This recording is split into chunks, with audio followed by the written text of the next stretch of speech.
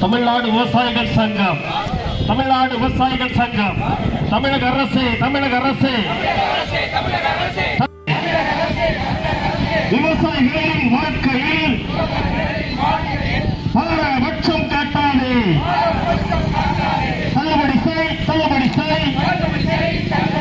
விவசாயிகள் வாங்கிய கடனை தள்ளுபடி செய். தமிழ்நாட்டின் முதல்வரே, தேர்தல் நேரத்தில் கொடுக்கப்பட்ட வாக்குறுதி அடிப்படையில் விவசாயிகள் வாங்கிய பயிர்க்கடனை முழுமையாக தள்ளுபடி செய், தள்ளுபடி செய். விவசாயிகளை வஞ்சிப்பது நியாயமா, நியாயமா? நியாயமா, நியாயமா? உழைக்கும் மக்களை காத்திடுவோம், காத்திடுவோம். உழைக்கும் மக்களை காத்திடுவோம். இந்திய நாட்டின் உயிர்நாடி, இந்திய நாட்டின் உயிர்நாடி, இந்திய நாட்டின் உயிர்நாடி, இந்திய நாட்டின் உயிர்நாடி, விவசாயத்தை காத்திடுவோம். தமிழ்நாட்டின் முதல்வரே, தேர்தல் நேரத்தில் கொடுக்கப்பட்ட வாக்குறுதி அடிப்படையில் விவசாயிகள் வாங்கிய பயிர்க்கடனை முழுமையாக மேல நடக்குது.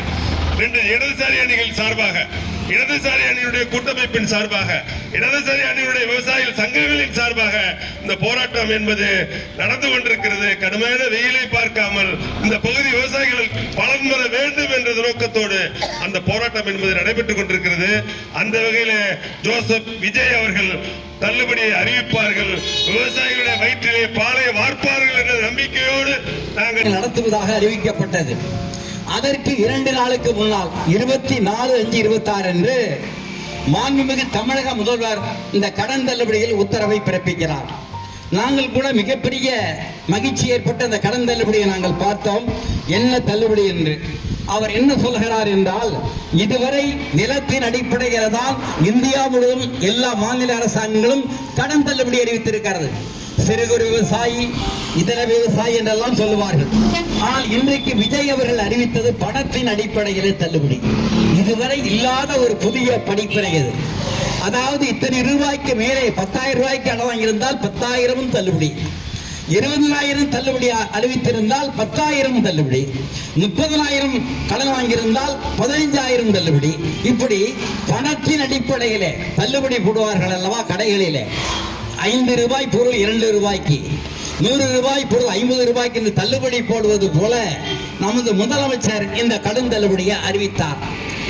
நாங்கள் மிகப்பெரிய கோபத்துக்குள்ளானோம். 26ஆம் தேதி போராட்டத்துக்கு முன்னால் 24ஆம் தேதி அறிவித்திருக்கிறார் என்று மகிழ்ச்சியாக எதிர்பார்க்கிற பொழுது இந்த கடன் தள்ளுபடி எந்த வகையிலும் விவசாயிகளுக்கு பொருத்தமில்லை என்பதற்காகத்தான் 26ஆம் தேதி தமிழ்நாடு முழுவதும் அந்த போராட்டத்தில் தாவேக அரசை கண்டித்து அந்த போராட்டத்தை நாங்கள் நடத்தினோம்.